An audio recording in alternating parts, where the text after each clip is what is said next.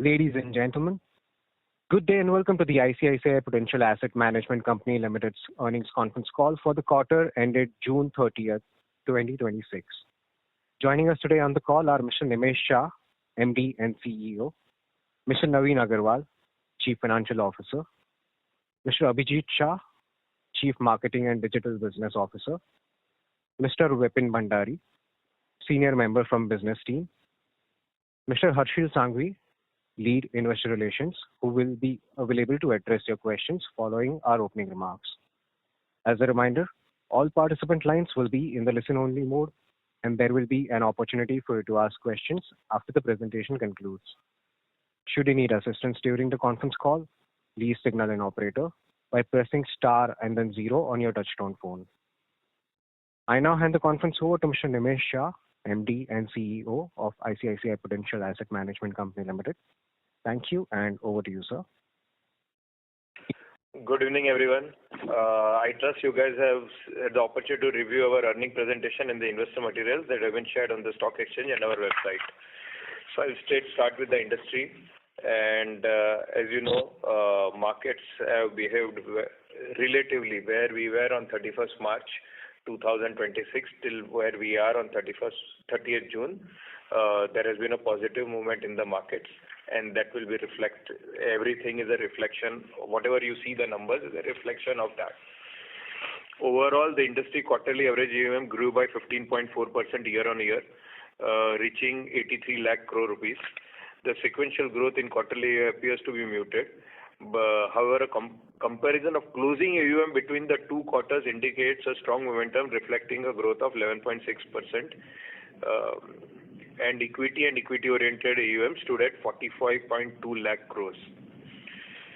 As the market sentiments improved during the quarter, equity market witnessed a broad-based recovery across segments, wherein small caps outperformed with a return of 24%, followed by mid caps at 17.2%, while large caps lagged behind, delivering a recovery of only 8.9%.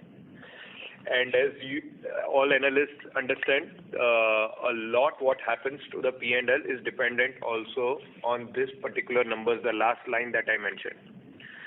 During the quarter, net flows for equity category was more than 1 lakh crores, which categories like mid cap and small caps were at the forefront of attracting highest amount of equity net flows, and categories like thematic funds and hybrid, specifically multi-asset funds, faced reduction in net flows when compared sequentially. While the industry saw a steep fall for the month of May 2026, net flows for the month of June 2026 rebounded by 26% month on month, coming back to the pre-Middle Eastern crisis levels. June 2026 recorded SIP contribution of 31,781 crore rupees. Monthly SIP inflows remained largely stable throughout Q1, despite volatile market conditions, demonstrating the resilience and stickiness of retail investor participation. In the debt segment, quarterly average AUM the quarter witnessed redemption by institutional investors and tighter liquidity conditions, resulting in a sequential moderation of 6% in average AUM. Passive AUM grew by 25.3% year on year to 14.673 lakh crore rupees. Industry continued to have a positive new customer addition, reaching 6.2 crores, which represents an increase of 12.1% year on year. I now hand over the call to Harshil for covering the performance of our company. Thank you, Nimesh. Good evening, everyone. For the quarter ended June 2026, our total mutual fund quarterly average AUM reached to 11.17 lakh crore rupees, which is up by 18.3% year on year, thereby maintaining our position as the second largest AMC with a market share of 13.4%. In active schemes, we continue to maintain the highest market share of 13.5% with a quarterly average AUM of 9.25 lakh crore rupees. As of June 30th, 2026, we continue to maintain our leadership position in equity and equity-oriented schemes with a market share of 14% and a quarterly average AUM of 6.31 lakh crore rupees. On year-on-year basis, we outperformed the industry growth rate by 3.6%, recording a growth of 19.8%. It is important to note that in Q1 FY27, we continue to receive one of the highest net flows amongst the industry. The quarterly average AUM of our equity-oriented hybrid schemes grew to 2.22 lakh crore rupees. This represents the largest market share of 26.6% as of June 30th, 2026. For the quarter ended June 2026, our margins on an annualized basis stands at 66 basis points for equity, 32 basis points for debt, 12 basis points for liquid, 12 basis points for passive, and 30 basis points for arbitrage. There is no negative impact on account of changes in the TER regulations. As of June 30th, 2026, we have a unique customer base of 1.73 crores. Notably, in this quarter, we added every 7 of 10 new customers from the industry. In June 2026, our systematic transactions, which includes SIP and systematic transfer plans, moderated marginally to 4,872 crore rupees from 5,104 crore rupees in the month of March 2026. Similar to the industry trend, we saw a moderate dip in the first 2 months of the quarter, followed by a rebound in June 2026 as compared to May. Our distribution mix of our mutual fund equity quarterly average AUM is as follows, where MFDs accounts for 36.2%, national distributors accounts for 15.9%, ICICI Bank share at 7.7%, other banks contributing 10.7%, and direct representing 29.5%. SEBI introduced specialized investment fund under mutual fund, which is well positioned between traditional mutual funds and alternative investment products. ICIF is a distinct brand assigned to SIF, launched by ICICI Prudential Mutual Fund. We have launched 4 strategies. ICIF Equity X Top 100 and ICIF Hybrid Long Short was launched in previous quarter, while ICIF Active Asset Allocator Fund and ICIF Equity Long Short in June 2026. Our quarterly average AUM of SIF is 2,678 crore rupees. Coming to GIFT City, we have launched our first offering in GIFT City, the ICICI Prudential Smart Navigator Fund, which is an inbound fund. It is encouraging to see that the fund is gaining traction and witnessing growing investor interest. Now let's move to our alternates business. Just to clarify, comparative data has been restated by considering the effect of acquired business of ICICI Venture. Our alternates business comprise listed equity focused PMS and AIF, private credit, real estate, private equity, early stage private equity, and offshore advisory. For June quarter end, our alternates quarterly average AUM stood at 79,446 crore rupees. Within alternate, our PMS AUM grew to 28,996 crore rupees. Our AIF quarterly average AUM stands at 22,737 crore rupees. For the quarter ended June 2026, on an annualized basis, the gross yield on our PMS and AIF business was 1.91% and the net yield, that is after reducing the fees and commission expenses attributable to PMS and AIF business, was 0.95%. Yield on assets under advisory was at 30 basis points. Coming to AI, our focus is to deliver value across 3 core pillars: customer and distributor experience, operational efficiency, and investment management.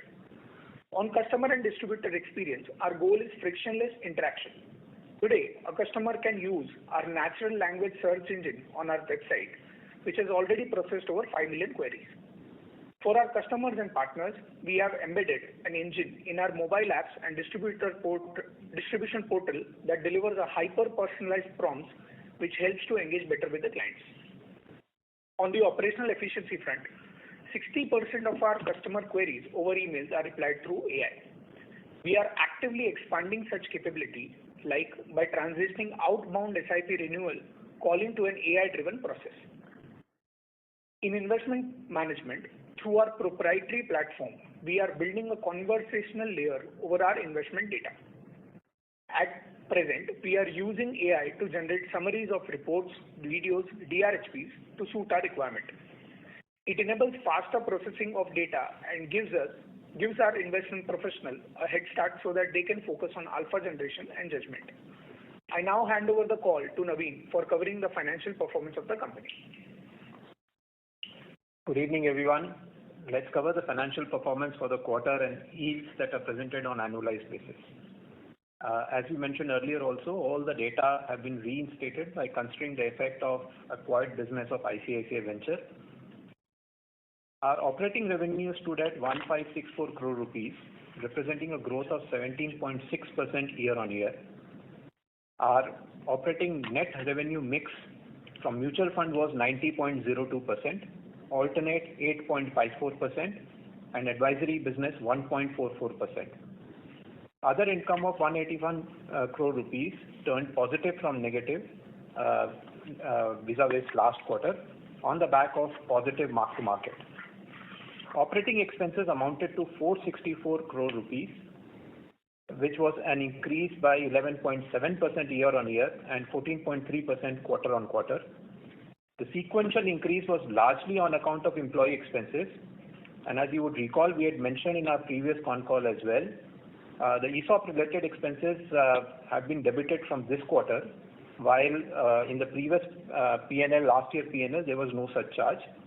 And also particularly in Q4 of FY26, any provision that we had made in the previous quarters of last financial year was also reversed. Our operating profit before tax, which indicates the core profitability of our business, reached 1,100 crore rupees. This represents a 20.2% increase year-on-year. Profit after tax stood at 965 crore rupees, which is up by 23.1% year-on-year. For quarter ended June 2026, our gross yield and net yield on an annualized basis stood at 52.4 basis point and 48.3 basis point respectively. Net yield is arrived at after reducing fees and commission expenses on PMS and AIF business, which is shown as an expense item in the P&L. For quarter ended June 2026, our operating margin stood at 36.9 basis points as compared to 36.1 basis points for the quarter ended June 2025, which is a year back. Thank you for attention. I look forward to discussing our performance in more details and addressing any questions that you may have. Thank you very much. We will now begin with the question and answer session. Anyone who wishes to ask a question may press star and then 1 on their touchtone phone. If you wish to remove yourself from the question queue, you may press star and 2. Participants are requested to use handsets while asking a question. Ladies and gentlemen, we will wait for a moment while the question queue assembles. Again, to register for a question, please press star and then 1.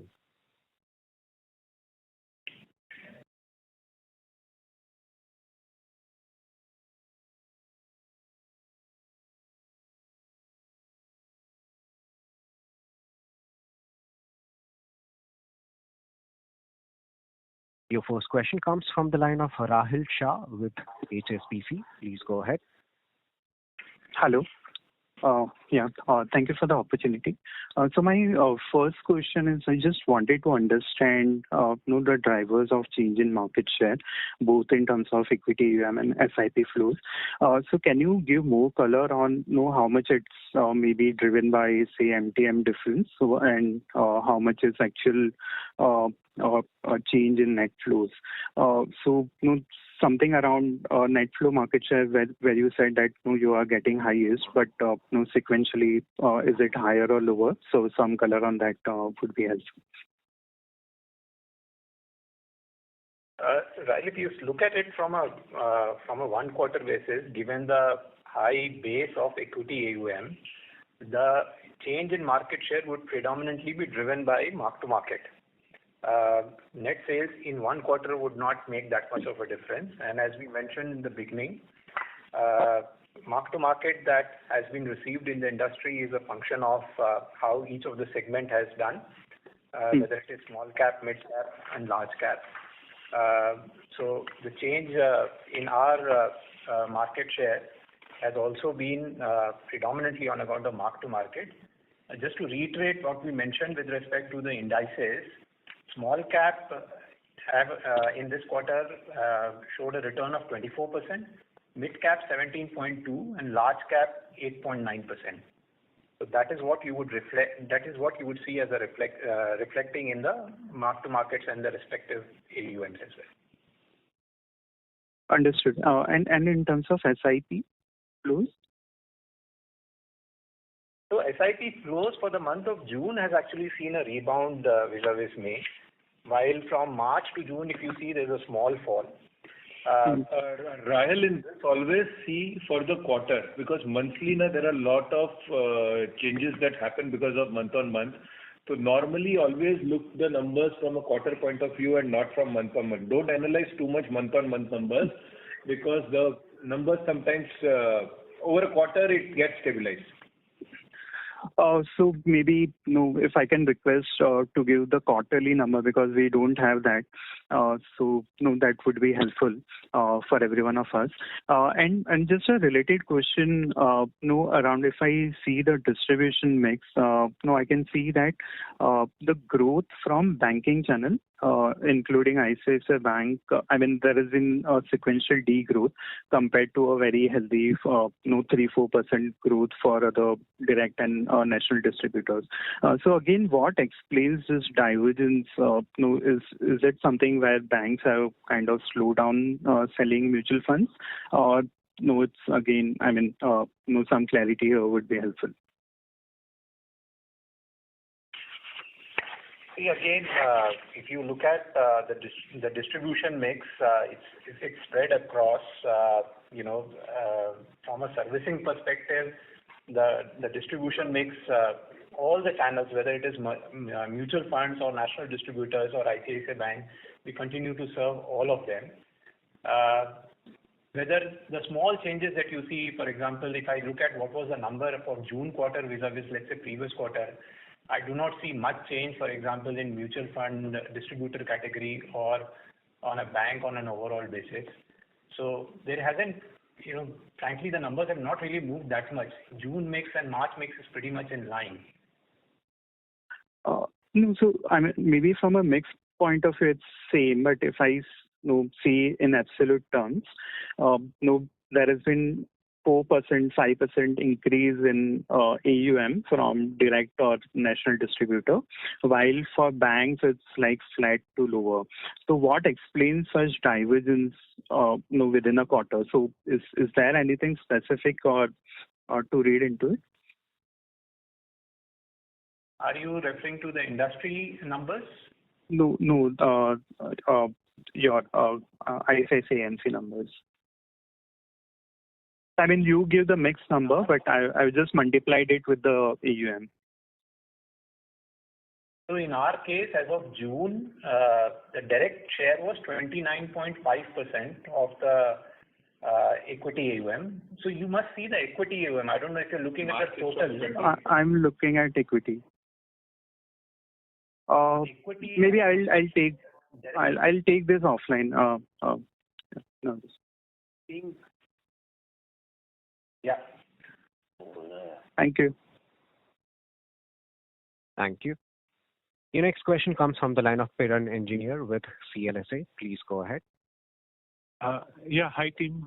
Congrats on the quarter and thanks for taking my question. Firstly, just some number keeping ones. Naveen, what was the ESOP cost in 1Q? So we had indicated, I think last year when the ESOPs were granted, that for the full year ESOP cost would be between the range of 125 to 130 crores.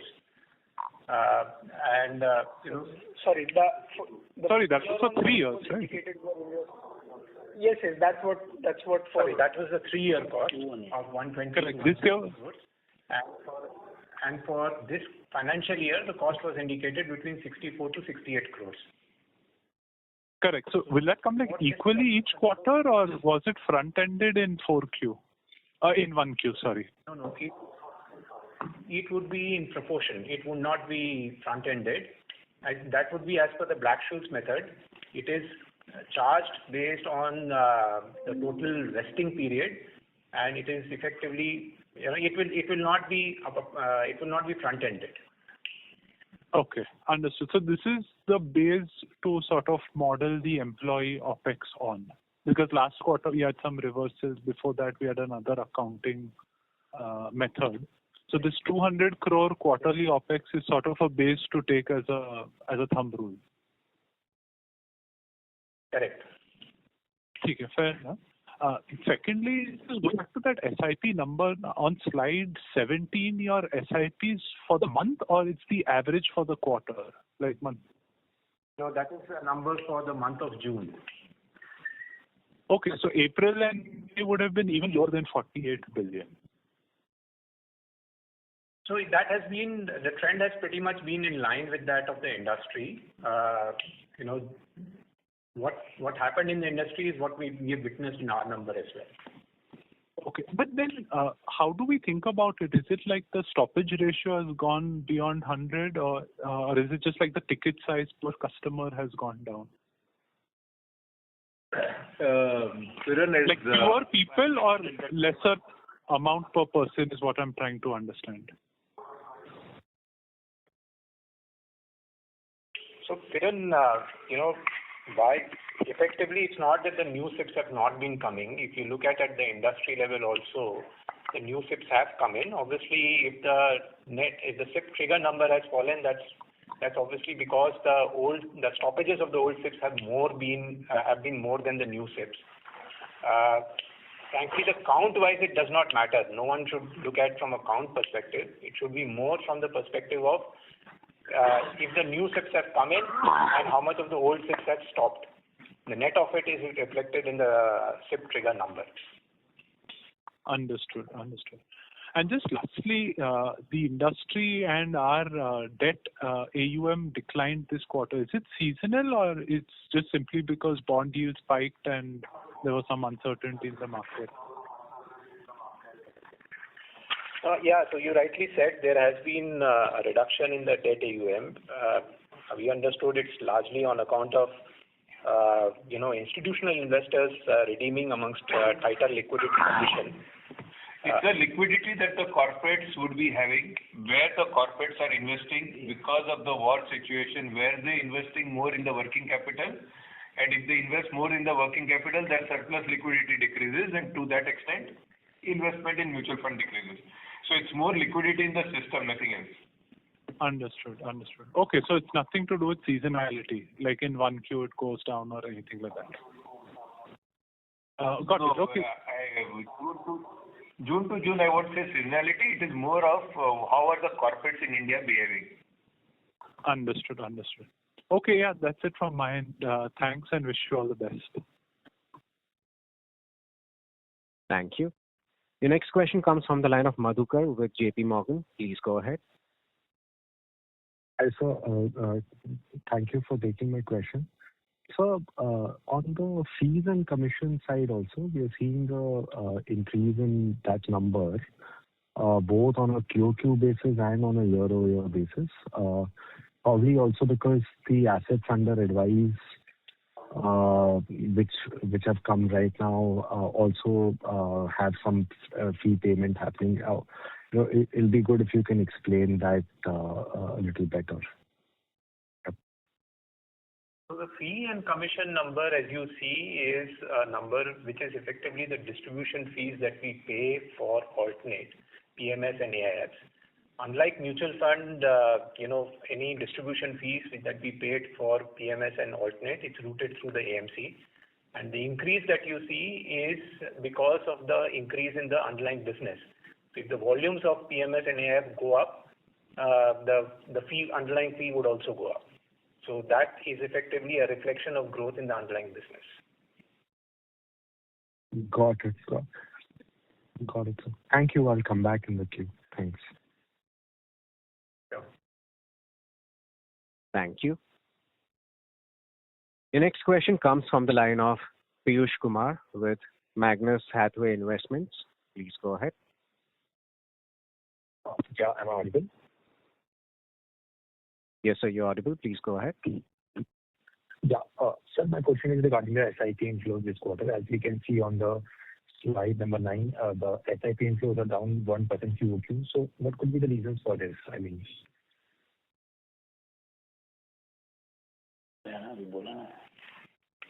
We all know how the markets have behaved. In fact, we would say that if you look at the numbers over a longer term period, If you look at it vis-a-vis, let's say March of last year or even September, you would see the June quarter number showing an uptrend.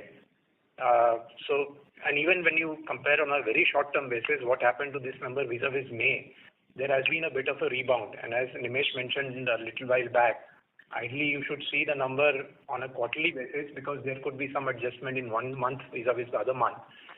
So the numbers of 31,000 that we see at an industry level, 31,781, we would say it's still a very healthy number. And so going forward, which scheme are you most bullish on? I mean, what do you see the trends in the Indian market and the Indian investors? So from our perspective, as you know, our AUM, of the total equity AUM that we have, there is the hybrid AUM has a large component of that AUM. All our products are suitable for an investor on a long-term basis. We believe that if anyone stays in our product over a period of 7-8 years, he would obviously get a good return. See, overall, we are believers of a moderate return world. So, and that is where I sometimes feel it suits my business. The expectations, the customer when he comes in is slightly skeptical. So this kind of environment, the customer is also asking 4 questions and is not going by euphoria before investing.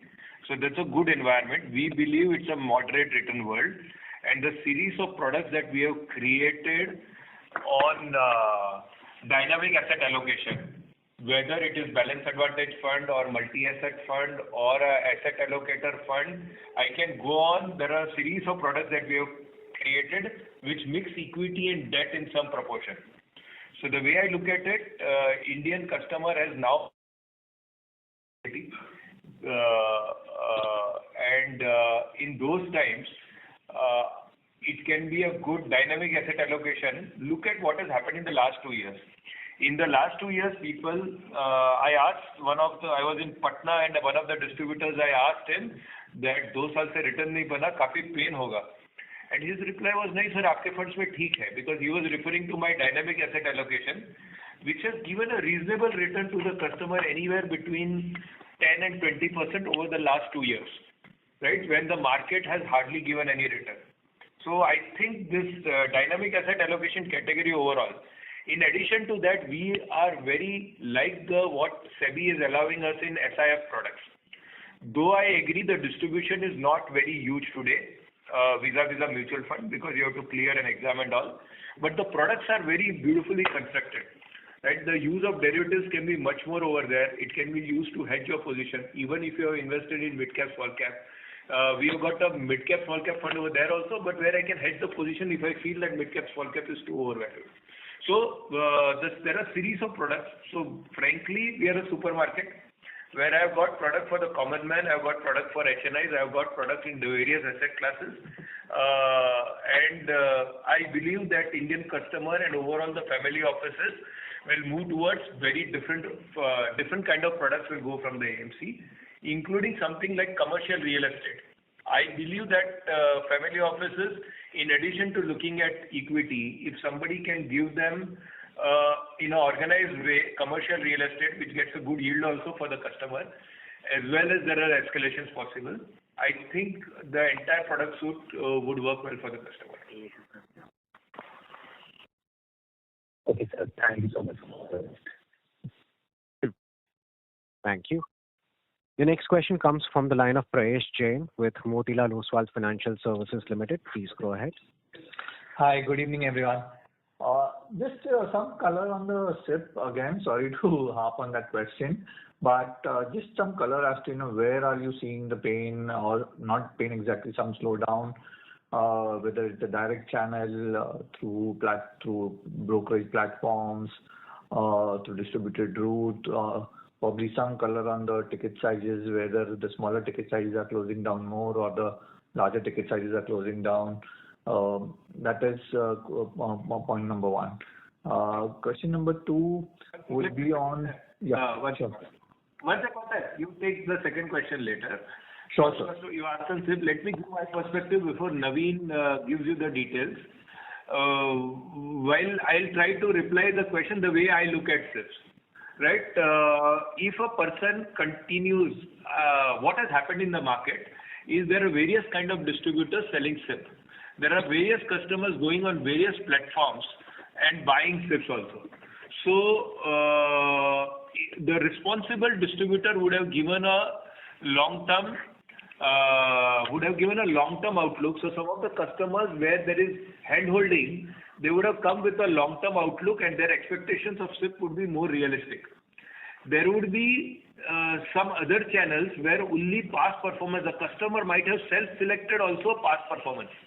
Right? In the typical, I saw in a typical year in 2023, if somebody has looked at last 1 year return and entered into a SIP, say he has entered into a small cap SIP or a PSU SIP or a various sector SIPs, looking at only past returns, those kind of SIPs. So I divide SIPs always responsible distribution or self-selected.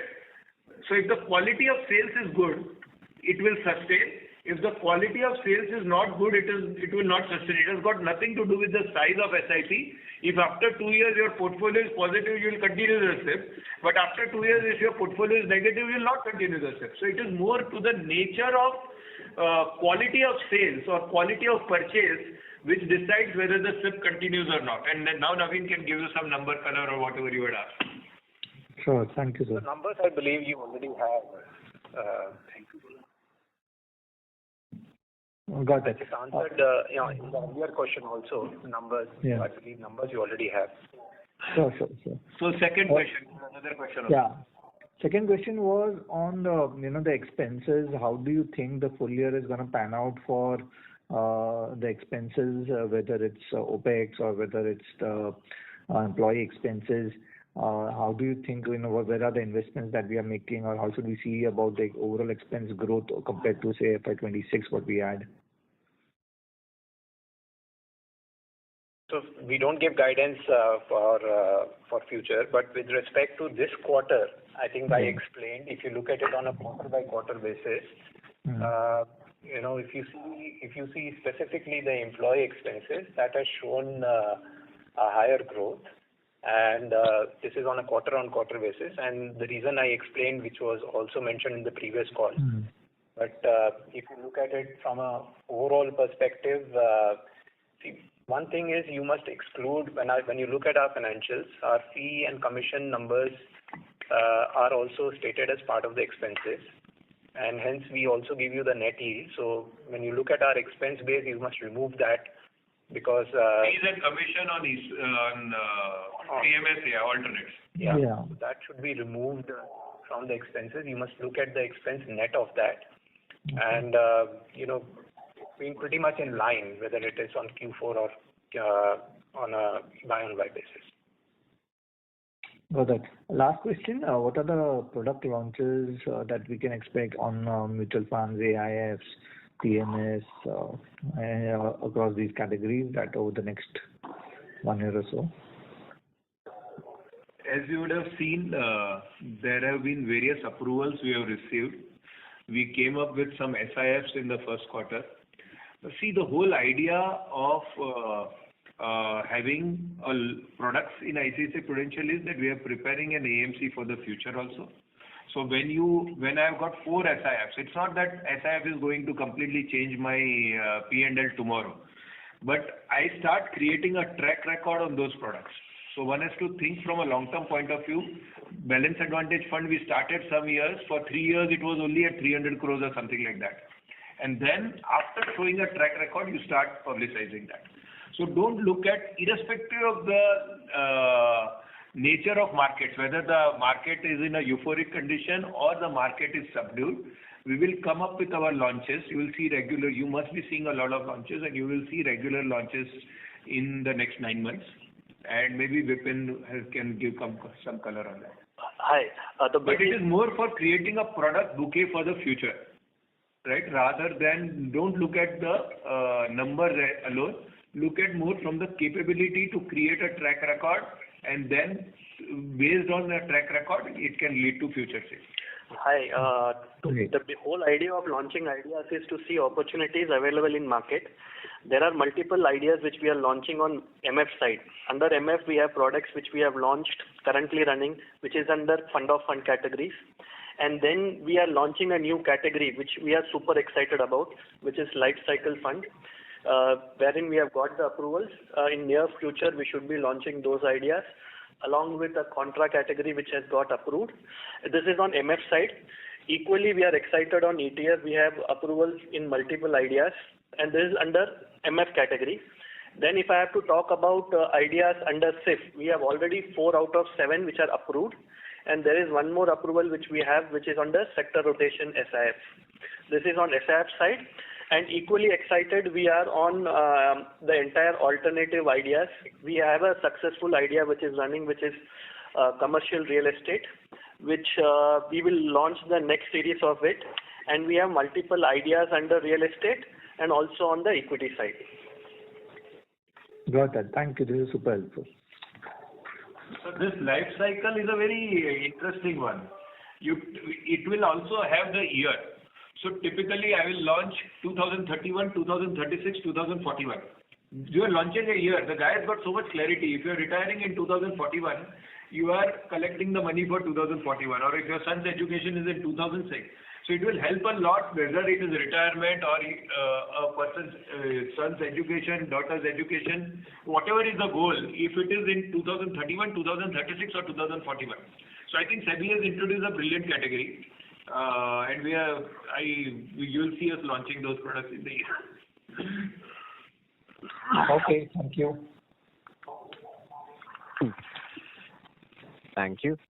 The next question comes from the line of Dipanjan Ghosh with Citi. Please go ahead. Hi, good afternoon, everyone. So a few questions from my side.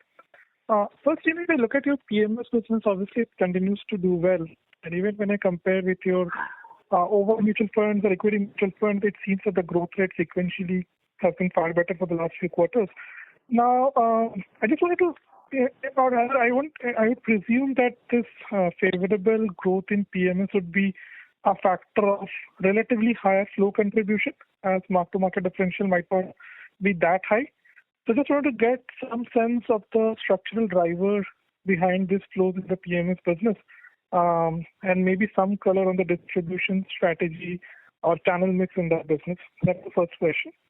The second was on the advisory business. Dipanjan, let me first finish PMS, then we'll go to the second question. Sure.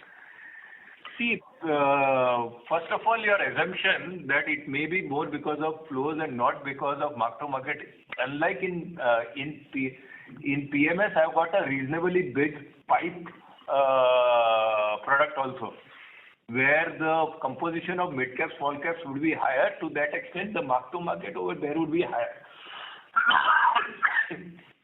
Having said that, in PMS, the overall alternates will not only have products like PMS AIF, which will be a factor of mark-to-market, as well as sales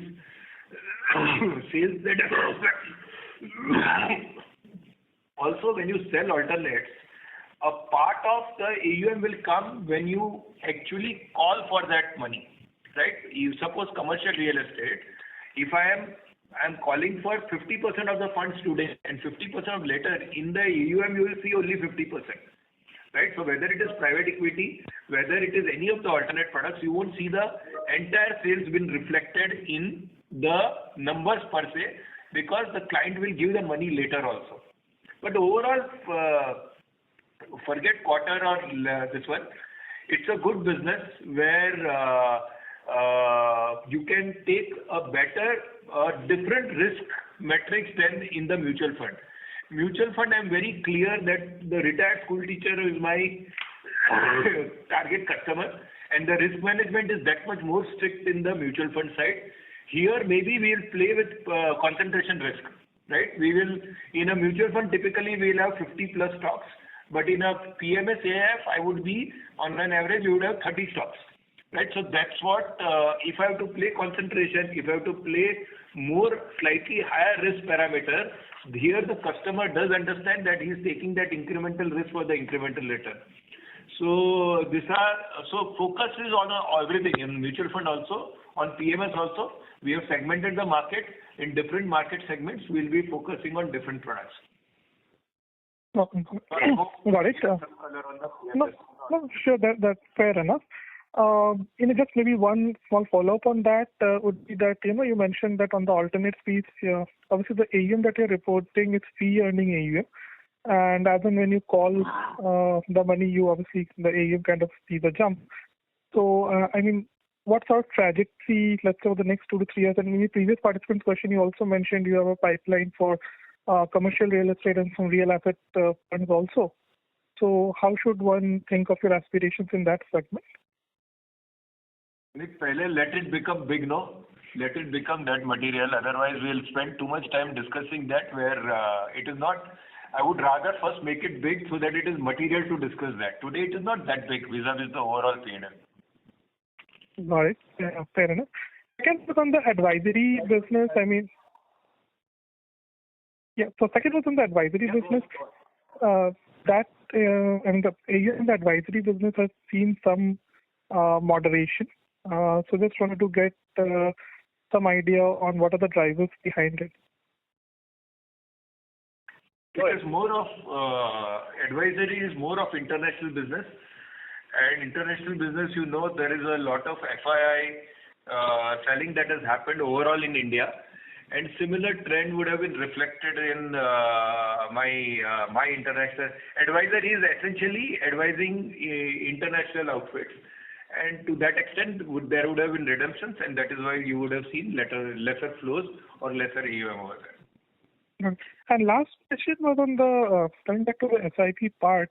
To the extent possible, will it be possible to give some color of the SIP mix across some schemes or a broader mix, let's say between hybrid, pure equity, or anything that you can give some color on that part?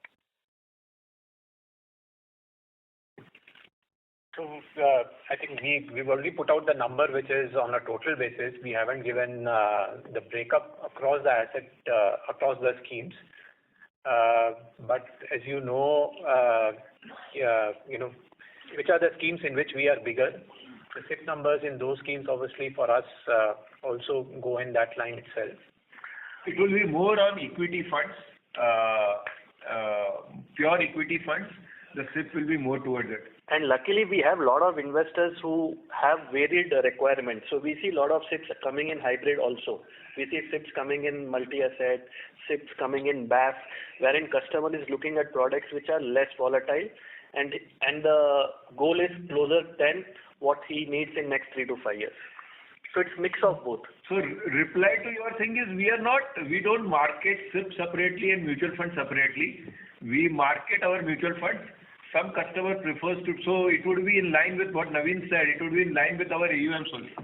Yes. Got it. Thank you and all the best.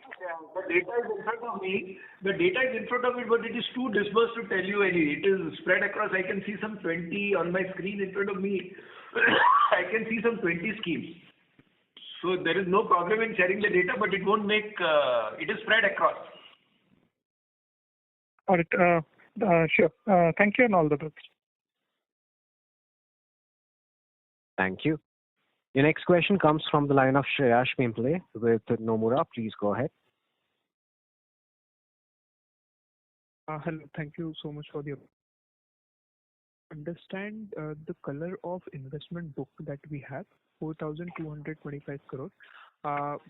For the reason is for the quarter we have seen 181 crore of other income, which amounts to around 17% of annualized yield.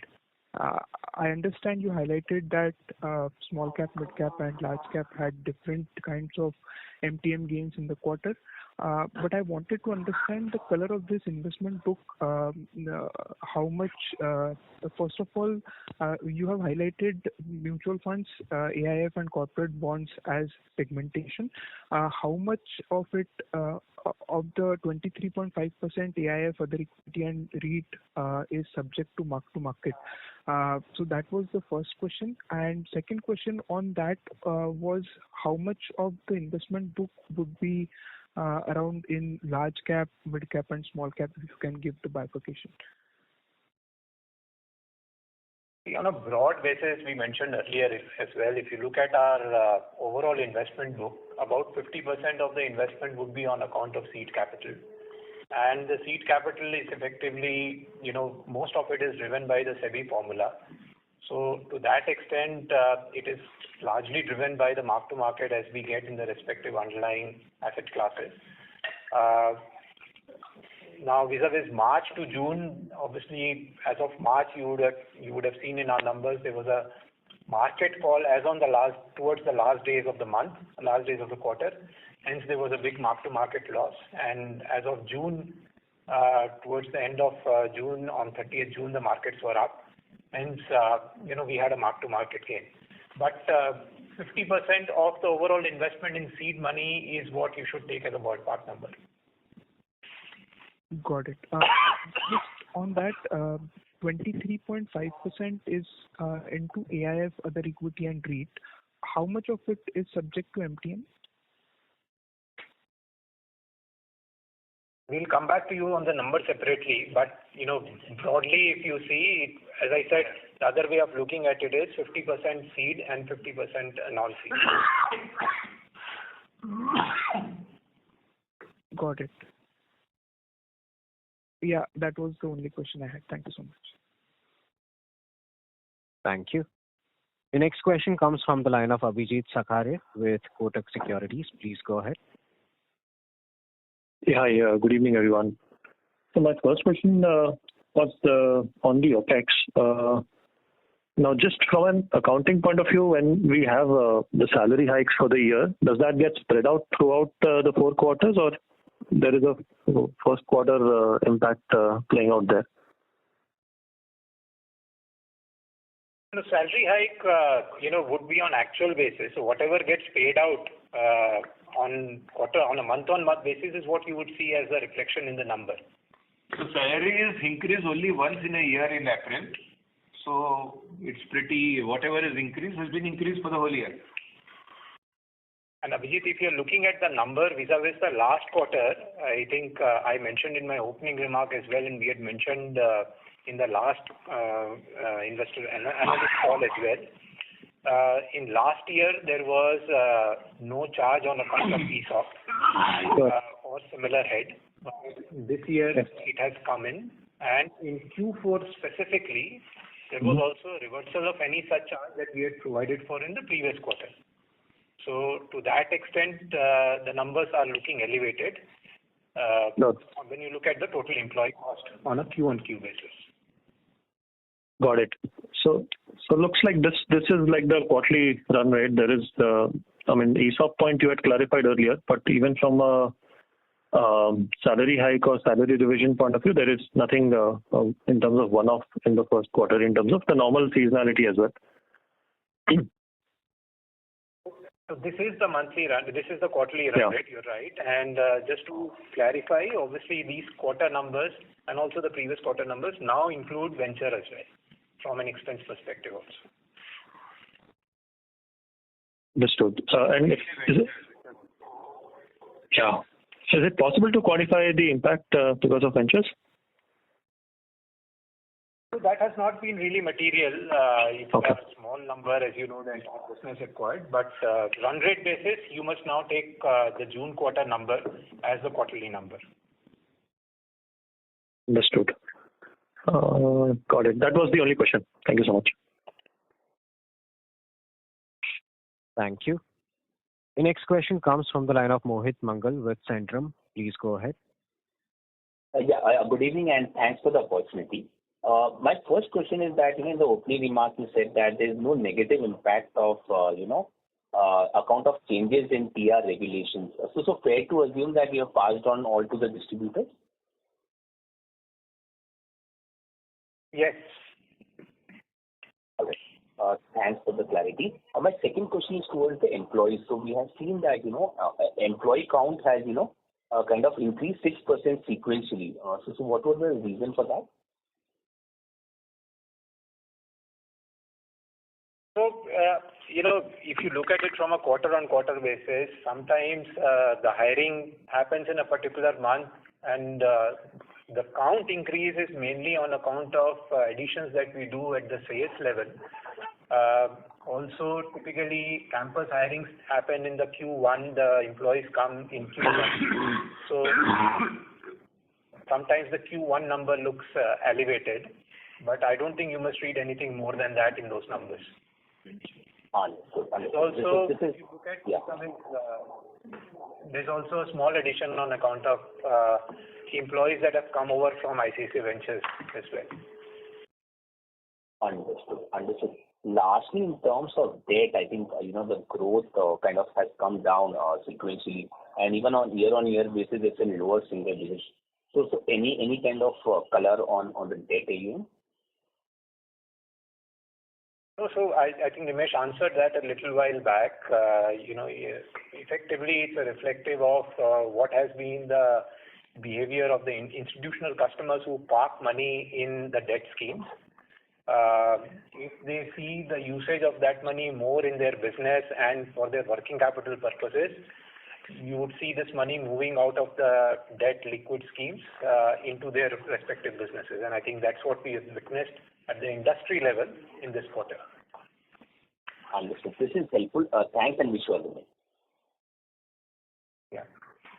Thank you. The next question comes from the line of Neeraj Toshniwal with UBS. Please go ahead. Yeah, hi. On the alternates net yield of 95 basis points, just wanted to understand how the trajectory will kind of move forward, because it has been quite volatile over the last couple of years. Just want the sense that how should one model it, and what is the right way to think about it? Yeah, so I think we mentioned it earlier also. What we have observed is that these yields in the net yield in the alternate business typically hovers between 90 to 100 basis points. And the difference is also on account of the composition of the product mix. So it's a function of that. It's pretty much in line with the larger range that we have seen over a period of time. Sure.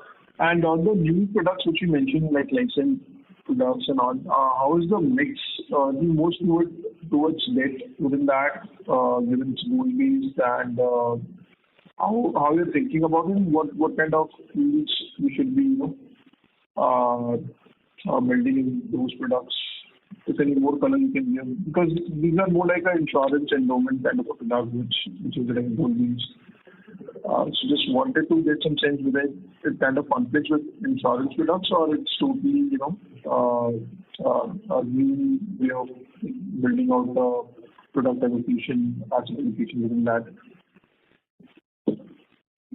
Of the alternate AUM, if you look at, we mentioned those in the numbers as well. The largest component is the PMS AUM, which is long only equity. Any inflows that come in is from across clients, and that is more equity linked. So is the case where we have a category 3 AIFs, where again it is equity invested. Only in the category 2 funds, whether we have private credit or commercial real estate or any other funds, that is where it's more debt linked. The new launches, whether it is the new scheme on the PMS or the AIF side or CAT 2, would be there in all categories. And this license fund would be outside of this, I assume, or? Life cycle is more on MF side, and as per SEBI regulations, they follow the expense structure which is predefined by SEBI. But the asset mix, what would be likely asset mix in that? The way SEBI has structured this products is they start with more of equity initially, and suppose you have taken a 2041 product, initially it will be more of equity, less of debt. As the years go by and as you go near the redemption, the debt component of those funds will increase. Okay, more of like a LBS kind of thing. Yeah. Sure. Yeah, we got it. Yeah, that's it from my side. Thank you. Your next question comes from the line of Pranav Tendolkar with Rare Enterprises. Please go ahead.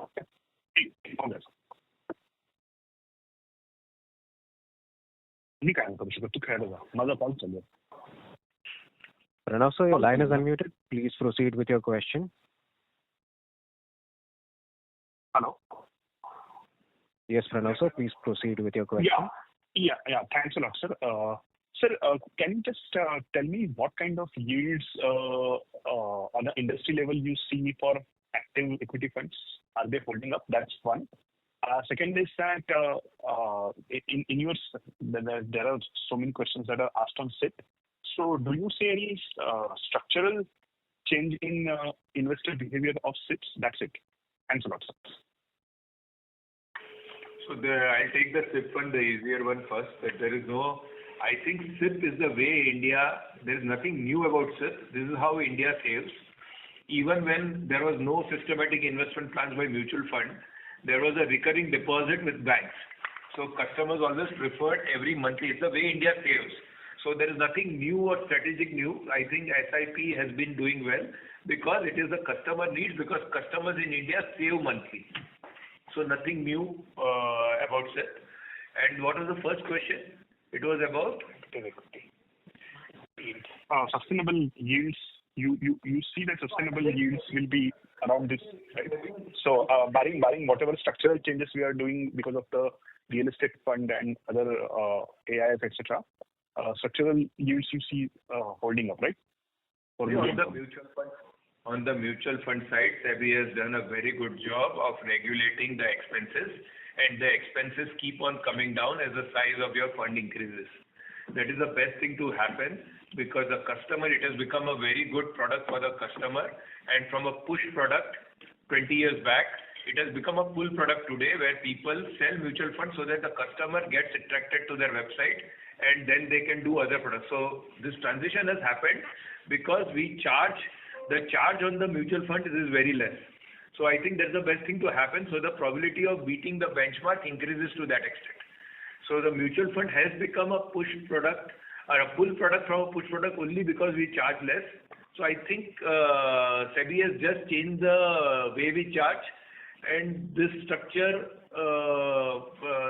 almost at 100 basis point, he gets a product which is actively managed, the customer. Thank you, sir. Thank you. Thank you. The next question comes from the line of Divij Punjabi with Banyan Tree Advisors. Please go ahead. Yeah, hi. Thanks for the opportunity. I have two questions. First is, what is the current view on small and mid-cap valuation? In a investors call where I'm looking at, I am not getting into the market calls and all. Right? There are separate calls we do for the investors on where we see the market and why. But overall, we have always believed that the way you position in the market. So it will be more, let's discuss this when we are talking to the investors call, not when you are my investor in the mutual fund, I discuss that. Sure. No, I wanted to understand from a sales point of view. Some time ago, not pushing small and mid cap because of the concerns around valuation. Like, sure. Second one is the passive. After 2 years of mediocre performance, the situation is not the same as it was in September 2024. All right, sure. Second one is around the growth in the passive, which has come out quite good. So what is the driver of this growth? So passive, if you're looking at the numbers, we know there was a lot of inflows, especially in the categories of gold and silver at the industry level also. So that has also seen, that has been one of the big drivers. Apart from that, the rest of the growth has been, pretty much in line with the overall industry. There is, passive effectively comprises of, as you know, ETF and index funds. On the index fund side, the base is small. Of the total passive, index base is small. ETF, there are also a lot of institutional investors who park money on the ETF side. So the growth numbers are also driven by their appetite or their change of focus. But Barring the flow increase that we saw, if you look at it on a year-on-year basis vis-a-vis gold and silver, the numbers have been pretty much in line with overall industry. Okay, sure. Thanks. Thank you. The next question comes from the line of Gaurav Jani with PL Capital. Please go ahead. Thank you. The first question is, harping back again on the staff cost.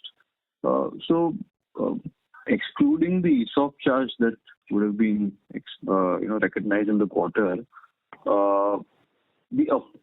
barring the appraisals, which generally are chunky in nature or quarterly in nature, staff cost logically should rationalize, right, in the coming quarters? No, I think, Gaurav, I gave the explanation. If you're looking at it vis-a-vis last year, if you look at it on a Y-on-Y basis, our employee cost has gone up by 11%.